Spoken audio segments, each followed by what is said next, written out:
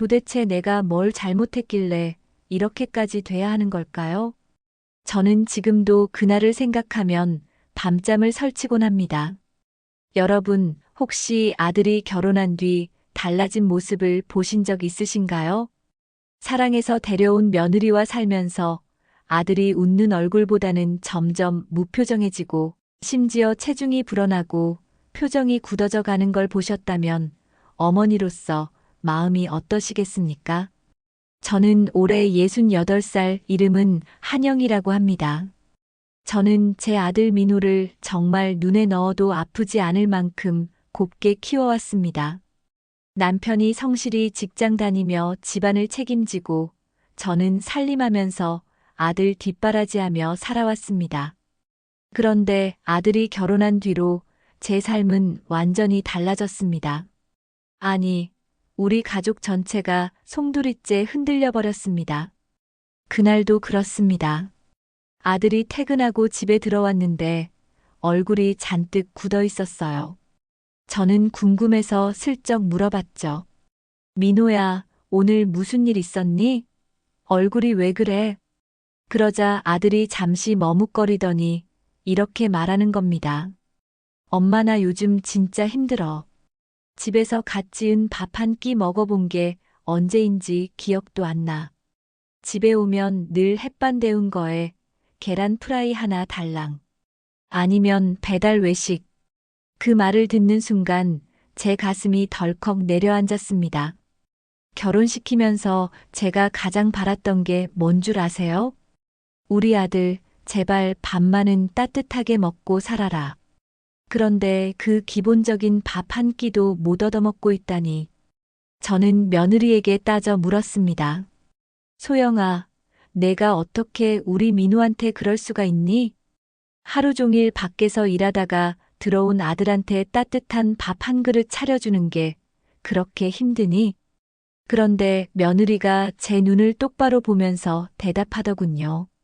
어머님, 요즘에 누가 집에서 밥해요? 전자레인지에 햇반 데우고 계란 굽는 게 일인가요? 밖에 맛있는 거 많은데 굳이 집밥 해 먹으라고요? 그 뻔뻔스러운 대답의 순간 저는 말문이 막혀버렸습니다. 그날 저녁 식탁은 얼음장처럼 싸늘했습니다. 아들은 아무 말 없이 밥을 넘겼고 며느리는 휴대폰만 들여다보고 있었습니다. 저는 참다 못해 말했어요. 소영아, 너는 그게 밥이라고 차려주는 거니? 내가 우리 민호 키우면서 단 하루도 대충 먹인 적 없는데 내가 우리 아들한테 간장에 밥이나 비벼주라고 결혼시킨 줄 아니? 그러자 며느리가 피식 웃더니 말했습니다. 그럼 어머님이 직접 차려드리세요. 아들 귀한 거 어머님이 더 잘 아시잖아요. 그럼 그냥 데려가서 밥 해 드시면 되죠. 여러분, 그 순간 제 귀를 의심했습니다. 저를 어머니로 존중하는 마음이 단일도 없었던 겁니다. 말끝마다 비수처럼 꽂히는 그 태도. 저는 속으로 되뇌었어요. 이 결혼, 과연 잘 된 걸까? 그날 이후 며느리는 노골적으로 저를 무시하기 시작했습니다. 집도 제 명의로 되어 있었는데 어느 날 아들에게 이렇게 말하더군요. 오빠, 우리 이제 결혼했으니까 아파트 명의 좀 바꾸자. 어머님이 자꾸 내 집 하시는데 내가 꼭 빌부터 사는 기분이야. 아들은 황급히 달래며 말했죠. 아니야, 당신이 기분 나쁠 수도 있겠다. 근데 엄마도 일부러 그런 건 아니잖아. 그냥 말버릇이 그러신 거지. 걱정 마, 이 집은 우리 집이야. 어차피 나중에 상속받을 건데 뭐가 문제야. 하지만 며느리는 고집을 꺾지 않았습니다. 아니지. 지금 내 이름도 들어가야지. 나 혼수만 해도 몇 천 썼어. 그런데 왜 내 몫이 없어? 이혼이라도 하면 나 손해보라는 거야? 그때 저는 직감했습니다. 이 여자는 이미 마음속으로 계산기를 두드리고 있구나. 시간이 흐를수록 며느리의 태도는 더 대담해졌습니다. 집은 늘 어질러져 있었고 반찬은 제가 가져다 줘도 먹지 않고 버리기 일쑤였어요. 어머님, 저희 진우는 나물 안 먹어요. 고기만 좋아해요. 그리고 햇반에 계란 간장밥이 제일 좋아한다니까요. 얼마나 편한데요? 퇴근하고 오면 그냥 그거 주면 끝이에요. 이게 과연 아내의 태도입니까? 저는 속으로 끓어오르는 화를 꾹꾹 눌러 삼킬 수밖에 없었습니다. 하지만 여러분, 이건 단지 시작에 불과했습니다. 제가 정말 견딜 수 없는 충격을 받은 건 바로 그 다음 사건 때문이었어요. 며느리 소영은 결혼 초반부터 일할 생각이 전혀 없어 보였습니다. 아들이 힘들게 외벌이로 버티고 있는데도 며느리는 집에서 유튜브 한다는 명목으로 하루 종일 핸드폰만 붙잡고 있었습니다. 제가 조심스럽게 말을 꺼냈죠. 소영아, 도겸이도 이제 유치원 다니잖니. 너도 시간이 좀 생길 텐데 집안 마트에서 알바라도 하면 좋지 않겠니? 집안에서 가만히 있는 것보다 밖에서 움직이면 기분 전환도 되고 돈도 보탬되고. 그러자 며느리 표정이 확 굳더니 대뜸 이렇게 말하더군요. 어머님, 저 지금 집에서 논다고 눈치 주시는 거예요? 쪽팔리게 동네 마트에서 일하라고요? 제가 그런 거 할 사람으로 보여요? 그 말에 순간 머리가 띵했습니다. 저는 그저 며느리를 위하려는 말이었는데 그걸 모욕으로 받아들인 겁니다. 며느리는 당당하게 선언했습니다. 저 지금 돈 벌려고 유튜브 하고 있어요. 어머님은 모르시죠?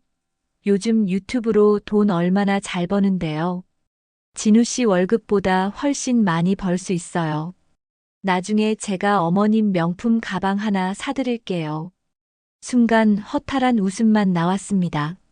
저는 핸드폰으로 찍은 영상이 어떻게 큰 돈이 되는지 이해할 수 없었습니다. 유튜브로 월급보다 더 번다고? 그럼 당장 보여줄 수 있니? 지금까지 얼마나 벌었어? 제가 물으니 며느리는 눈을 흘기며 대꾸했죠. 어머님은 이쪽 세계를 몰라서 그래요. 두고 보세요.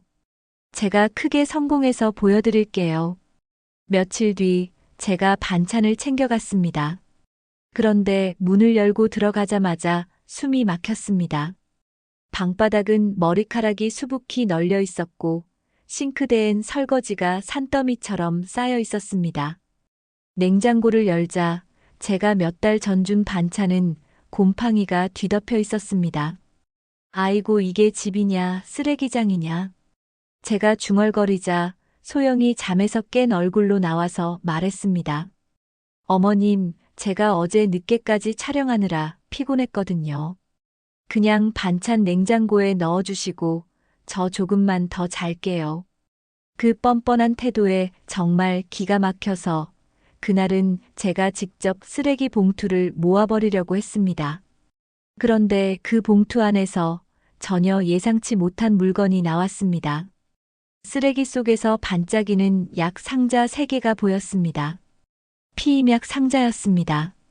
저는 순간 멍해졌습니다. 둘째는 언제 가질 거니? 하고 묻고 싶었던 마음이 그 상자를 보는 순간 얼어붙었습니다. 겉으로는 둘째를 생각하는 척하면서 뒤로는 피임을 하고 있었던 겁니다. 그때는 부부의 일인데 내가 간섭하면 안 되지 하고 스스로를 달랬습니다. 하지만 제 안에서 뭔가 불길한 예감이 싹트기 시작했습니다. 몇 달 뒤 아들이 환하게 웃으며 전화를 걸어왔습니다. 엄마, 드디어 우리 둘째 생겼어요. 오늘 저녁 같이 밥 먹어요. 내가 맛있는 거 사드릴게요. 저는 기쁜 마음으로 달려갔습니다. 그런데 식당에서 본 며느리의 얼굴은 굳어 있었습니다. 임신해서 힘든가 보다 하고 생각했죠. 그리고 몇 달 뒤 둘째가 태어났습니다. 아들 부부의 둘째 손녀딸 채린이었습니다. 손녀를 처음 안아본 순간 제 가슴은 이상하게 두근거렸습니다. 아무리 들여다봐도 제 아들 민우의 얼굴이 보이지 않았습니다. 며느리 소영의 얼굴도 마찬가지였습니다. 제가 무심코 말했죠. 아니, 이상하네. 애가 엄마 아빠 닮은 데가 하나도 없네. 요즘은 할아버지 할머니 닮기도 한다던데. 그러자 소영은 발끈하며 대꾸했습니다. 어머님, 꼭 누구 하나 닮아야 하나요? 그냥 골고루 닮으면 아무도 안 닮을 수도 있는 거예요. 그 말투가 너무 날카로워서 저는 더 말하지 못했습니다. 하지만 제 마음속에 불안감은 점점 커져만 갔습니다. 손녀 채린이가 돌을 넘기고 2살이 다 되어갈 무렵이었습니다. 그런데 이상하게도 시간이 지나도 아이 얼굴에서 우리 집안의 모습이 전혀 보이지 않았습니다. 민호도 소영도 심지어 사돈네 얼굴도 닮은 구석이 없었습니다. 저는 그때부터 마음이 편치 않았습니다. 밤마다 뒤척이다가 결국 어느 날 아들에게 조심스럽게 말을 꺼냈습니다. 민호야, 내가 기분 나쁘게 들을 수도 있는데 내가 요즘 너무 불안해서 그래. 채린이가 너랑 하나도 안 닮았잖니? 혹시 검사 한번 해보면 안 되겠니? 아들은 잠시 정적을 지키더니 씁쓸하게 웃으며 대답했습니다. 엄마, 또 그 말이세요? 인터넷에 떠도는 얘기들 너무 믿지 마세요. 그래도 알겠어요. 제가 알아서 해볼게요. 대신 집사람한테는 절대 말씀하지 마세요. 그리고 2주 뒤 아들이 전화를 걸어왔습니다. 그 목소리는 평소와 달리 한없이 무거웠습니다. 엄마 검사 결과 나왔어요. 채린이 제 아이 아니에요. 순간 귀에서 웅하는 소리가 들리며 머릿속이 하얘졌습니다. 말이 나오지 않았습니다. 뭐라고? 그럼 채린이는 누구 아이란 말이야? 엄마, 저도 아직 믿기지가 않아요. 그냥 하늘이 무너진 것 같아요. 그 소식을 들은 제 남편은 그 자리에서 쓰러졌습니다. 119에 실려갔지만 다행히 목숨은 건졌습니다. 그러나 충격으로 뇌혈관이 터지면서 결국 실어증에 걸리고 말았습니다. 평생 가장으로 말로 가족을 이끌어온 남편이 이제는 제대로 말도 하지 못하고 앉아 있는 모습을 보니 제 심장이 찢어지는 것 같았습니다. 아들은 한동안 미친 사람처럼 살았습니다. 회사를 다닐 수도 없었고 사람 만나는 것도 버거워했습니다. 결국 서울 직장을 그만두고 부산으로 내려와 첫째 아들 도겸이와 단둘이 조용히 살기 시작했습니다. 엄마, 저는 이제 혼자 아이 키우면서 살 거예요. 더 이상 소영이랑은 못 살아요. 그 사람은 제 인생을 완전히 짓밟아놨어요. 저는 그 말을 들으며 눈물이 뚝뚝 떨어졌습니다. 그런데 정작 며느리 소영은 뻔뻔하게 굴었습니다. 아들이 증거를 내밀며 따지자 소영은 대뜸 발끈했습니다. 뭐, 내가 바람이라도 폈다는 거야? 내가 얼마나 힘들게 애 키우고 있는데 어떻게 나를 의심할 수 있어? 아들이 차분히 말했죠. 증거가 있어. 내가 헬스장 트레이너랑 모텔 들어가는 사진 다 봤어. 그리고 이 결과지 봐. 채린이 내 아이 아니야. 그제야 소영은 말문이 막혔습니다. 얼굴이 새하얗게 질리더니 결국 바닥에 주저앉았습니다. 그날 밤 아들은 술에 취해 저에게 전화를 걸었습니다. 엄마, 내가 도대체 뭘 잘못한 걸까요? 왜 내 인생이 이렇게 된 걸까요? 채린이 그 애는 무슨 죄가 있겠어요? 그래도 내가 키운 정이 있어서 아직도 가끔 생각나서 미치겠어요. 저는 목이 메어 아무 말도 할 수 없었습니다. 아이의 순수한 눈망울이 떠오르는 순간마다 억장이 무너졌습니다. 그 즈음 저는 자꾸만 세상을 떠난 제 친구 순자가 꿈에 나타났습니다. 꿈속에서 순자는 울분에 찬 얼굴로 저를 붙잡으며 말했습니다. 안 돼, 안 돼. 절대로 집 주지 마. 너까지 무너지면 안 돼. 꿈에서 깨어나면 베개가 눈물과 식은땀으로 흥건했습니다. 그때는 그저 제 그리움이 불러온 꿈이라고 생각했지만 지금 돌이켜보면 그건 경고였습니다. 아들이 며느리의 외도를 의심하게 된 건 단순한 촉 때문이 아니었습니다. 어느 날 아들이 우연히 며느리의 차 블랙박스를 확인했는데 거기에는 믿을 수 없는 장면이 찍혀 있었습니다. 소영이 낯선 남자와 팔짱을 낀 채 차에 타고 있었던 겁니다. 아들이 차분히 물었죠. 소영아, 이 사람 누구야? 그러자 소영은 오히려 발끈하며 대꾸했습니다. 뭐야? 나 의심하는 거야? 이 사람은 그냥 나 면접 도와주는 사람이라고 했잖아. 하지만 아들은 더 이상 속지 않았습니다. 며칠 동안 회사를 쉬고 직접 소영을 미행했습니다. 그리고 마침내 두 사람이 모텔에 들어가는 모습을 눈으로 확인하고 사진까지 찍었습니다. 그날 밤 아들은 증거를 들이밀며 말했습니다. 넌 내가 아무것도 모를 줄 알았지? 세상이 내 뜻대로 돌아가니까 사는 게 재미있었어?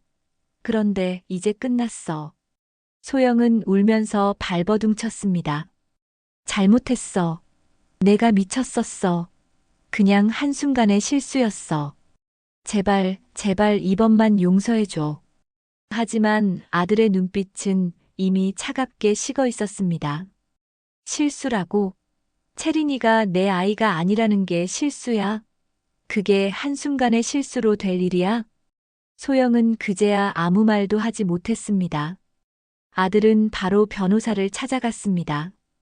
이혼 소송, 친생자 부존재 확인 소송, 그리고 상간남에 대한 위자료 청구까지 동시에 진행했습니다.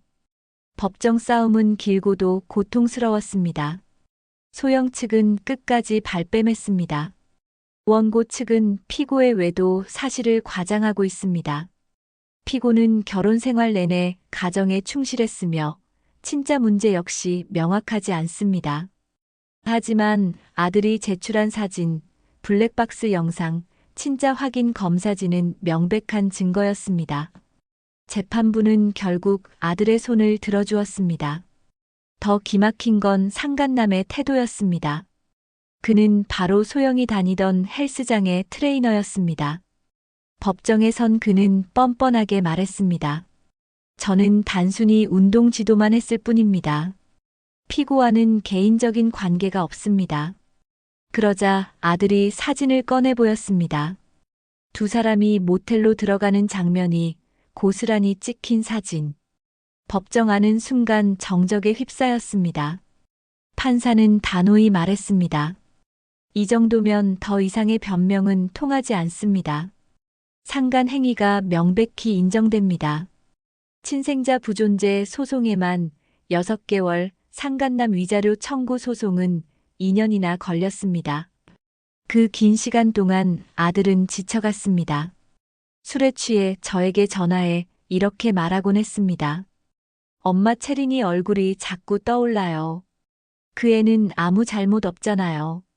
내가 키운 정 때문에 잊을 수가 없어요. 그런데 그게 내 딸이 아니라니 어떻게 살아야 할까요? 그때마다 저는 눈물을 꾹 삼키며 대답했습니다. 민호야, 너는 잘못한 게 없어. 잘못은 전부 소영이와 그 남자가 한 거야. 넌 끝까지 책임지려 했잖니. 이제는 너도 도겸이도 지켜야 해. 결국 재판 결과 첫째 도겸이는 아들이 키우고 둘째 채린이는 소영이 데려갔습니다. 그날 집으로 돌아오며 아들은 무너진 목소리로 말했습니다. 엄마 결국 도겸이만 내 곁에 남았네요. 채린이는 이제 내 딸이 아니래요. 근데 왜 이렇게 마음이 아픈 걸까요? 저는 대답하지 못했습니다. 저 역시 그 아이가 떠오를 때마다 눈물이 났습니다. 죄 없는 아이가 어른들의 죄 때문에 부모에게 버림받은 것이나 다름없었으니까요. 아들의 이혼 소송이 진행되던 그 시기, 저는 밤마다 한 사람의 꿈을 꾸곤 했습니다. 어릴 적부터 평생을 함께해온 친구, 박순자였습니다. 순자는 몇 해 전 요양병원에서 외롭게 세상을 떠났습니다. 그 친구가 제 꿈속에 나타나 울분에 찬 얼굴로 저를 붙잡곤 했습니다. 영희야, 안 돼. 절대 집을 내주지 마. 내가 다 무너져 버린다니까. 그 목소리는 너무나도 생생했습니다. 잠에서 깨면 베개가 식은 땀과 눈물로 흥건했지요. 그때는 그저 제가 친구를 너무 그리워해서 꾸는 꿈이라 생각했습니다. 하지만 돌이켜보면 그건 단순한 꿈이 아니라 경고였던 겁니다. 순자가 세상을 떠나기 전 제게 이런 말을 남겼습니다. 영희야, 절대로 자식들한테 집 미리 주지 마. 절대로 주면 안 돼. 그게 내 인생을 망치는 시작이 될 거야. 그 말이 늘 제 귓가에 맴돌았습니다. 그래서 아들에게도 집을 선뜻 증여하지 않고 있었습니다. 하지만 아들이 이혼을 하고 홀로 도겸이를 키우게 되자 제 마음은 흔들리기 시작했습니다. 하루는 남편과 상의했습니다. 여보, 이제 민호가 혼자 아이 키우잖아. 우리가 가진 집이라도 증여해줘야 하는 거 아닐까? 그럼 민호도 좀 숨통이 트이지 않겠어? 남편은 말이 불편한 탓에 겨우겨우 고개만 끄덕였습니다. 그 모습이 더욱 안쓰러웠습니다. 며칠 뒤 저는 아들에게 조심스럽게 말을 꺼냈습니다. 민호야, 이제 너도 애둘 아빠고 혼자 버티려면 힘들잖니. 엄마 집 너한테 증여해 주려고 한다. 어째? 저는 아들이 기뻐서 눈물을 흘릴 줄 알았습니다. 그런데 아들은 오히려 굳은 표정으로 대답했습니다. 엄마, 지금은 급한 거 아니에요. 그냥 조금만 더 기다려주세요. 저는 그 반응에 적잖이 놀랐습니다. 하지만 더 묻지 않고 알겠다고만 했습니다. 그날 밤 또다시 순자가 꿈에 나타났습니다. 이번엔 더 격렬했습니다. 영희야, 제발 정신 차려. 집을 주면 넌 모든 걸 잃어. 내 남편도, 내 아들도, 너 자신도. 저는 꿈에서 울부짖으며 순자의 팔을 붙잡았습니다. 그러나 순자는 끝내 저를 뿌리치며 안개처럼 사라졌습니다. 깨어나 보니 온몸이 식은 땀으로 젖어 있었습니다. 그제야 저는 깨달았습니다. 이건 단순한 꿈이 아니야. 순자가 나를 지켜주고 있는 거야. 그러던 어느 날 이혼 소송이 막바지로 접어들 무렵이었습니다. 소영이 마지막으로 저희에게 찾아와 이렇게 말했습니다. 어머님, 아버님, 저 이번에 새 출발하려고 해요. 그런데 몸매가 너무 무너져서 자신감이 안 생겨요. 전신 지방흡입 비용 좀 지원해 주실 수 없나요? 요즘 다른 집 부모님들은 며느리 출산하면 차도 사주고 현금도 주던데요. 저는 순간 귀를 의심했습니다. 집안을 박살낸 장본인이 어떻게 이런 요구를 할 수 있는 건지. 남편은 화가 나서 손을 부르르 떨었고 저는 차마 대답을 할 수 없었습니다. 그런데 아들은 의외로 담담하게 말했습니다. 엄마, 아버지 그냥 제가 처리할게요. 이혼이 끝나야 제가 아이를 지킬 수 있으니까요. 지금은 최대한 빨리 마무리하는 게 중요해요. 그날 밤 저는 깊은 회한에 잠겼습니다. 내가 도대체 뭘 잘못한 걸까? 내가 그때 아들 결혼을 막았어야 했을까? 아니면 더 일찍 눈치채고 붙잡았어야 했을까? 제 삶은 송두리째 흔들리고 있었습니다. 남편은 말을 잃었고 아들은 웃음을 잃었으며 손주는 엄마와 아빠로 갈라져야 했습니다. 그리고 저는 꿈속에서 매번 나타나는 친구 순자의 울부짖음을 떠올리며 떨고 있었습니다. 이혼 소송이 막바지로 향하던 어느 날이었습니다. 아들이 다시 한번 며느리와 마주 앉았습니다. 그 자리는 저도 함께 했는데 아직도 그 장면이 생생히 떠오릅니다. 아들이 서류 봉투를 내밀며 단호하게 말했습니다. 소영아, 이제 더는 숨길 수 없어. 친자 확인 결과도 나왔고 내가 트레이너와 모텔 들어가는 사진도 다 있어. 이혼하자.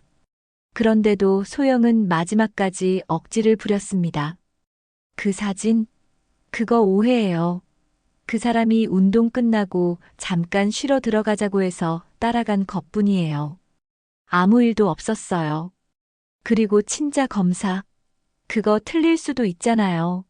세상에 오차 없는 게 어디 있어요? 저는 도저히 참을 수가 없어 소리쳤습니다. 내가 무슨 낯짝으로 그런 소리를 하니? 우리 민호 인생을 다 짓밟아 놓고 아직도 거짓말이 나오니. 소영은 눈물을 뚝뚝 흘리며 아들의 무릎을 붙잡았습니다. 민호 씨, 제발 우리 애들 생각해서라도 한 번만 용서해줘요. 다시는 안 그럴게요. 정말 잘할게요. 제발, 제발 이혼만은 하지 말아주세요. 하지만 아들은 이미 돌이킬 수 없었습니다. 그 눈빛은 차갑게 식어 있었습니다. 재판이 이어지면서 아들은 점점 무너져 갔습니다. 퇴근 후 술에 의지하는 날이 많아졌고 전화가 오면 목소리는 늘 떨렸습니다. 엄마 채린이가 자꾸 생각나요.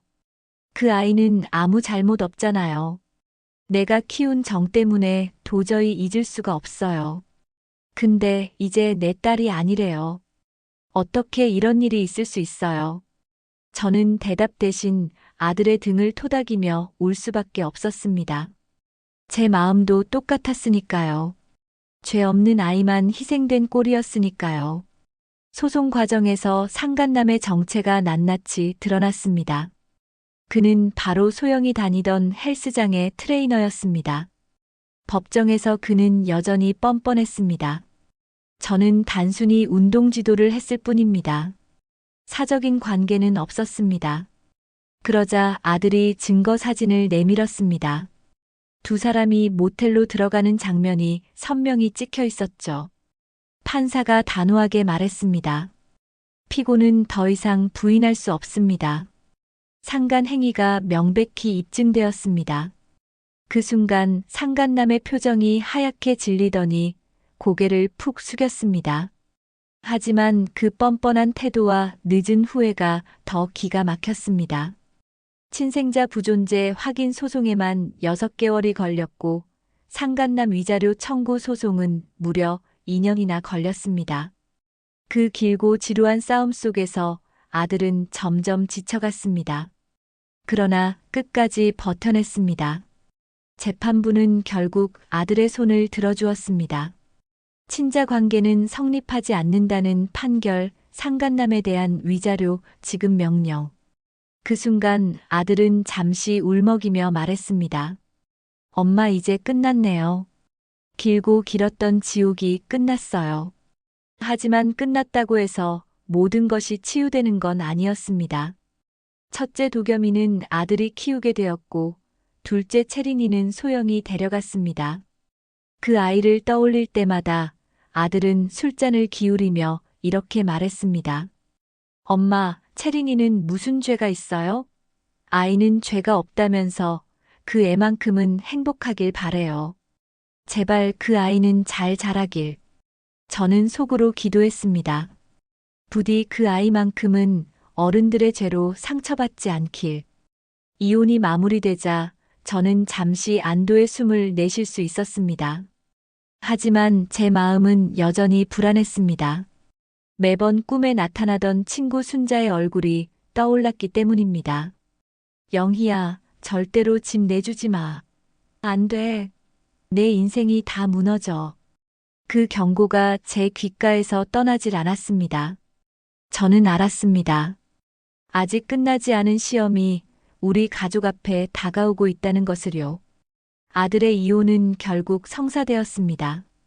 법정에서 판결문을 받아들던 날, 아들은 한참을 멍하니 앉아 있었습니다.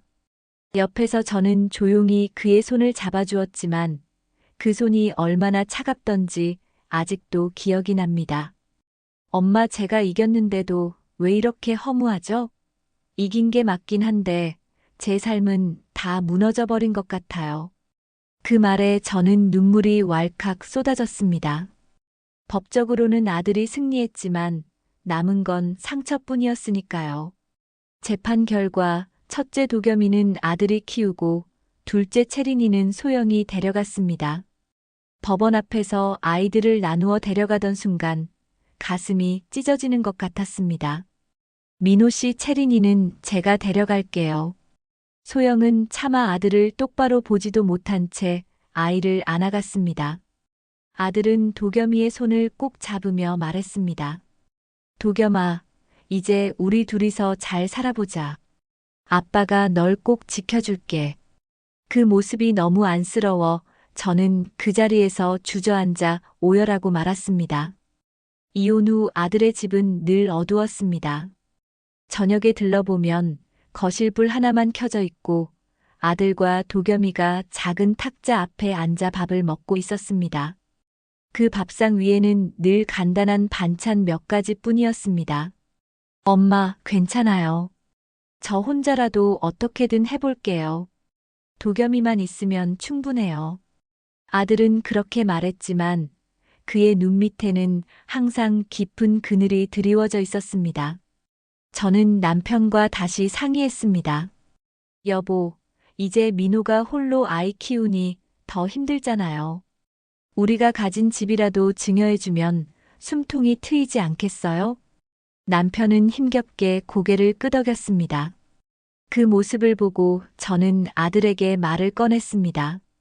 민호야, 엄마 아빠가 내 명의로 된 집을 너한테 증여해 주려고 한다. 이제는 내가 도겸이랑 안정되게 살아야 하지 않겠니? 아들이라면 당연히 기뻐할 줄 알았습니다. 그런데 뜻밖에도 아들은 표정이 굳은 채 이렇게 말했습니다. 엄마, 그 집은 아직 때가 아니에요. 조금만 더 기다려주세요. 저는 순간 멍해졌습니다.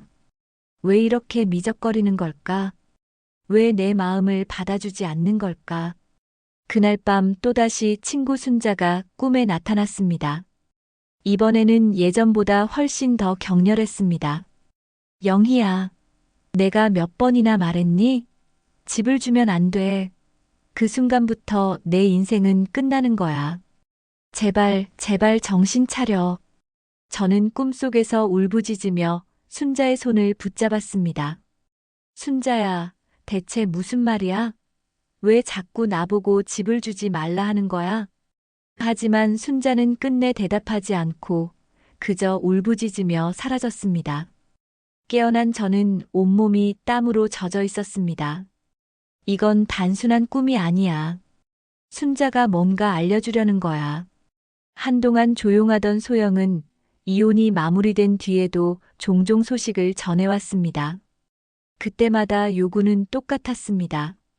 민호 씨, 도겸이도 그렇고 저도 아이 키우느라 돈이 너무 부족해요. 어머님, 아버님이 좀 도와주시면 안 될까요? 저는 치를 떨며 대꾸했습니다. 내가 무슨 낯짝으로 그런 소리를 하니? 우리 아들, 우리 손주 인생을 다 망쳐놓고도 아직도 돈이 입에 붙니?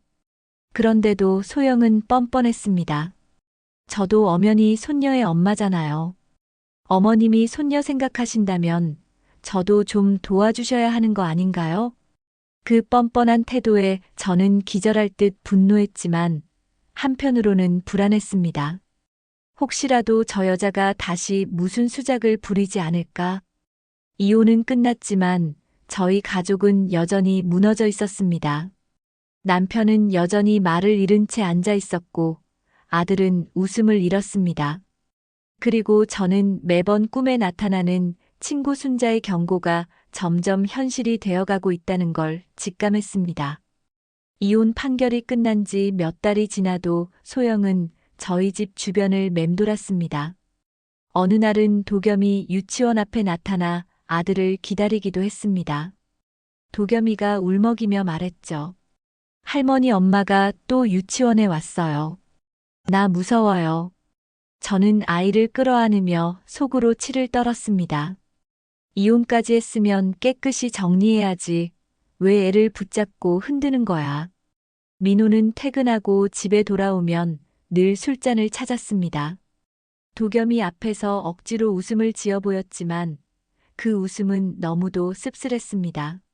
엄마, 내가 잘못 산 건가 봐요. 왜 이렇게 다 무너져 버렸을까요?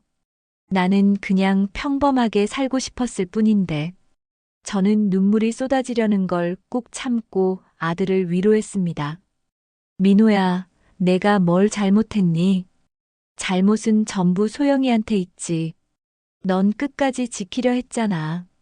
그러니까 이제는 너와 도겸이만 생각해. 그 말에 아들은 고개를 끄덕였지만 눈동자는 늘 텅 비어 있었습니다. 며칠 뒤 소영이 다시 연락을 해왔습니다. 어머님, 저 이번에 새 직장을 구하려고 해요. 근데 면접 보려면 외모 관리가 필요하거든요. 저 좀 도와주세요. 저는 참지 못하고 소리쳤습니다. 내가 무슨 낯짝으로 그런 말을 해.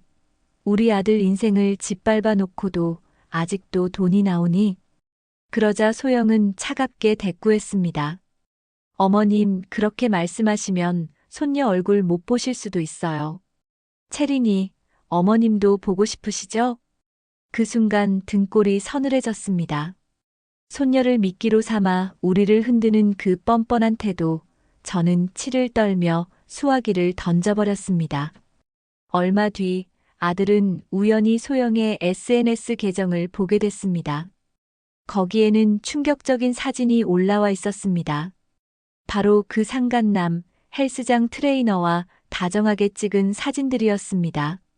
엄마 보세요. 저 사람 아직도 소영이랑 만나는 것 같아요. 이혼하고도 끊어내지 못한 거예요.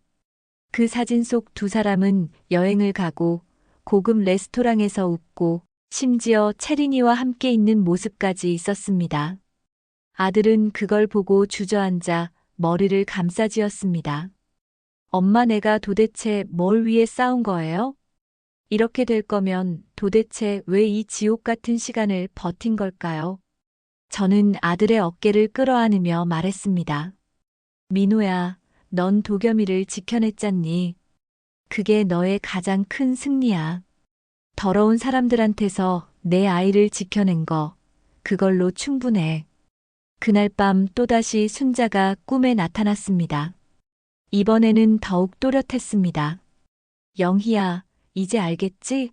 내가 왜 집 내주지 말라고 했는지 아직 끝나지 않았어. 너희 가족 앞엔 더 큰 시련이 올 거야. 정신 똑바로 차려. 저는 꿈속에서 울면서 물었습니다. 순자야, 대체 무슨 일이 더 남았다는 거야? 왜 자꾸 이렇게 나타나는 거야? 그러나 순자는 끝내 대답하지 않았습니다. 그저 제 손을 꼭 붙잡은 채 눈물만 흘리다 사라졌습니다. 저는 깨달았습니다. 이혼은 끝이 아니었습니다. 소영은 여전히 우리 곁을 맴돌고 있었고 상간남과의 관계도 이어가고 있었습니다. 그리고 그 끝에는 또 다른 폭풍이 기다리고 있다는 걸 본능적으로 느꼈습니다. 이혼이 끝난 뒤에도 소영은 집요하게 아들을 흔들었습니다. 전화가 오면 늘 같은 말이었습니다. 민호 씨, 우리 다시 잘해보면 안 돼요? 아이들 생각해서라도 도겸이, 채린이 두 아이 다 같이 키우면 얼마나 좋아요? 아들은 냉정하게 대꾸했습니다. 소영아, 이제 끝났어. 다시는 우리 사이에 그런 일 없어. 더 이상 연락하지 마. 하지만 소영은 끈질겼습니다. 당신이 나를 버릴 수 있어도 아이들은 절대 버리지 못할 거예요. 특히 채린이 당신이 잊을 수 있겠어요? 그 말에 아들은 흔들렸습니다.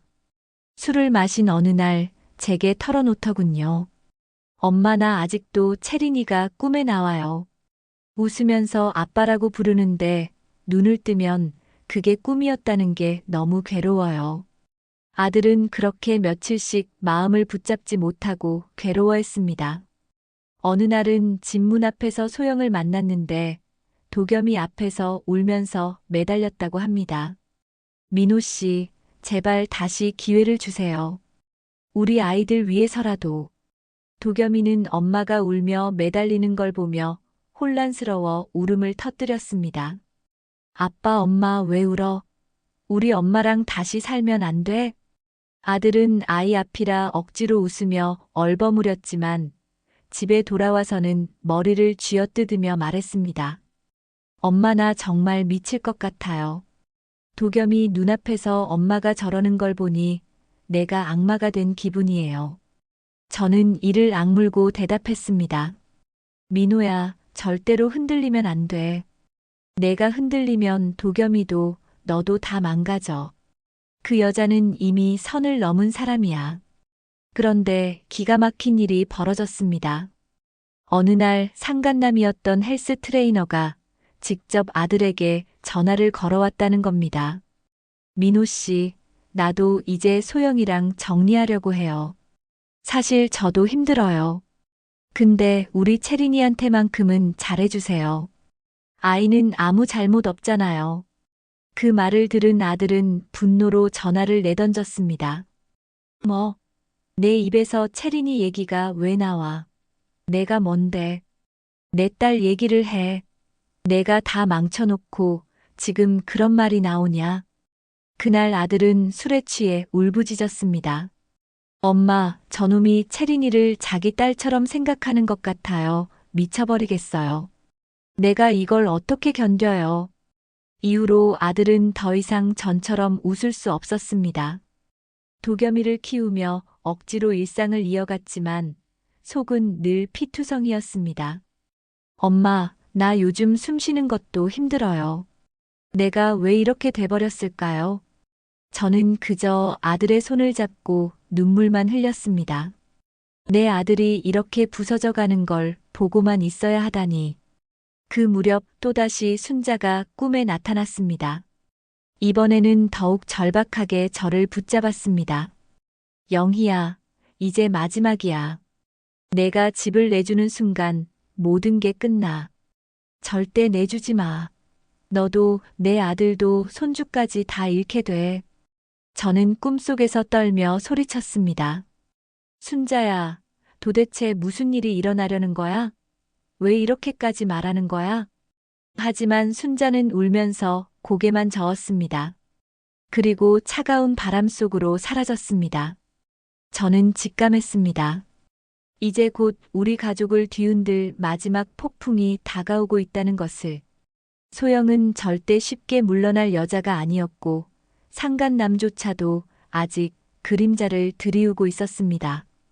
그 모든 소용돌이가 결국 집 문제와 얽혀 터져 나오리라는 걸 저는 어렴풋이 느낄 수 있었습니다. 결국 일이 터지고 말았습니다. 어느 날 소영이 느닷없이 저희 집을 찾아왔습니다. 도겸이가 학교에 간 사이 초인종을 누르고 서 있는 그녀의 얼굴은 더 이상 며느리의 얼굴이 아니었습니다. 어머님, 이제 다 끝났잖아요. 민호 씨랑 저 이혼도 했고요.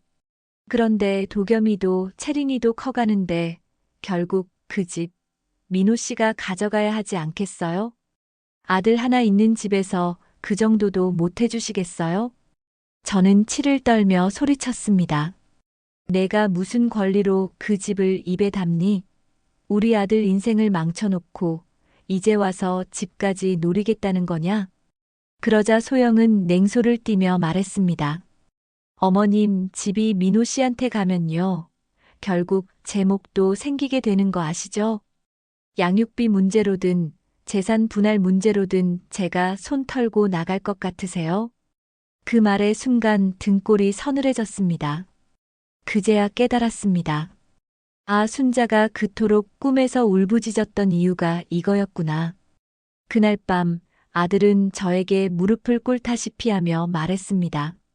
엄마 제발 집 얘기는 그만하세요. 저 그 집 받기 싫어요.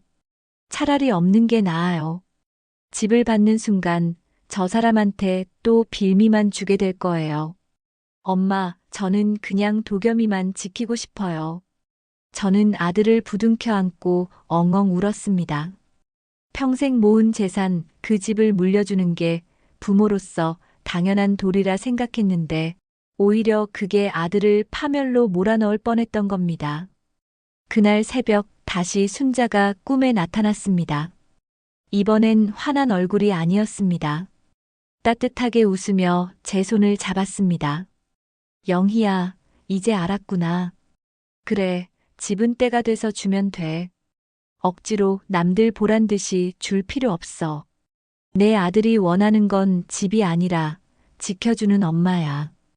저는 꿈속에서 울며 대답했습니다. 순자야 고마워. 내 말 덕분에 나도 이제야 눈을 떴어. 순자는 환하게 웃으며 안개처럼 사라졌습니다. 그날 이후로 그녀는 더 이상 제 꿈에 나타나지 않았습니다. 이혼 후 몇 년이 흘렀습니다. 민호는 아직 웃음을 되찾지 못했지만 도겸이를 위해 하루하루 성실히 살아가고 있습니다. 작은 집으로 이사해 검소하게 살지만 그 속에서 도겸이는 밝게 자라고 있습니다. 어느 날 도겸이가 제 손을 꼭 잡고 말했습니다. 할머니, 아빠는 울지만 나는 안 울 거예요. 내가 아빠 웃게 해줄 거예요. 그 말에 제 가슴이 벅차올라 눈물이 왈칵 쏟아졌습니다. 그래, 아직 희망은 있구나. 우리 가족은 다시 일어설 수 있어. 저는 이 일을 겪으며 뼈저리게 깨달았습니다.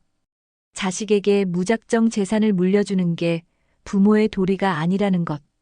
정말 필요한 건 물질이 아니라 지혜와 올바른 선택을 지켜주는 힘이라는 걸요. 그리고 또 하나. 가장 가까운 가족이라 해도 서로의 신뢰가 무너지는 순간 모든 것이 무너진다는 사실을요. 지금도 저는 기도합니다. 아들이 다시 웃을 수 있기를, 도겸이가 상처 없이 훌륭하게 자라주기를, 그리고 소영 같은 사람이 다시는 우리 앞에 나타나지 않기를. 혹시 이 글을 읽고 계신 분들 중 저처럼 자녀의 결혼 문제로 고민하는 부모님이 계시다면 꼭 말씀드리고 싶습니다. 재산은 나중에도 줄 수 있습니다. 하지만 무너진 믿음은 절대로 다시 돌아오지 않습니다. 그리고 끝까지 가족을 지켜주는 건 결국 부모의 마음이라는 것을요.